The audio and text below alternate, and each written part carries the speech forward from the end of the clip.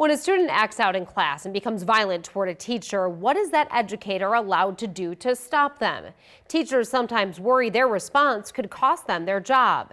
It's a topic that is set for debate in the legislature this month. Reporter John Kipper tells us the teachers union sees this as a widespread issue and wants clarity so staff and students are safe in school. Less than 2 weeks, the Nebraska legislature will debate a bill that comes with controversy, putting the parameters in place that allows teachers to use physical restraints when students get violent. But we are done being assaulted. We are done being hurt.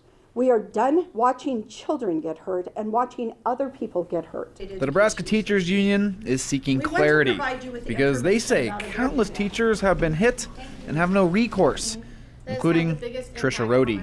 I remember with crystal clarity the look on the student's face and the fear I had of what the student would do next. Right now, physically restraining students is allowed, stemming from a Nebraska Supreme Court case 30 years ago. But there's no state law allowing it. So some teachers around Nebraska don't do it and fear they'll be punished. And it's happened that they've then been in trouble with administration for stepping in. A bill floating in the legislature would change that.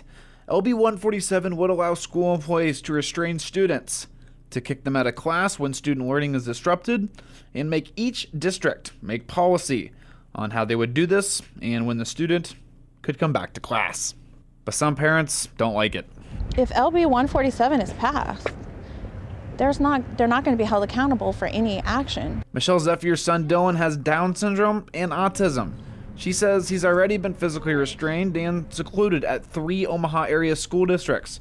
She says he's had marks and PTSD from the incidents.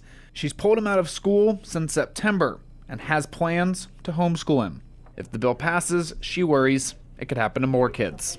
It's just giving all teachers and staff a green light to do whatever impulsive reaction that they have at the time.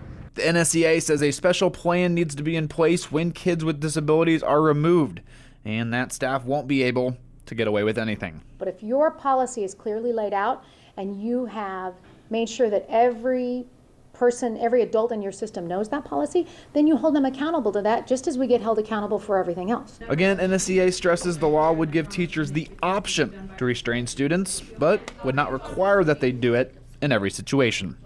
Reporting in Lincoln, John Kipper, 3 News Now.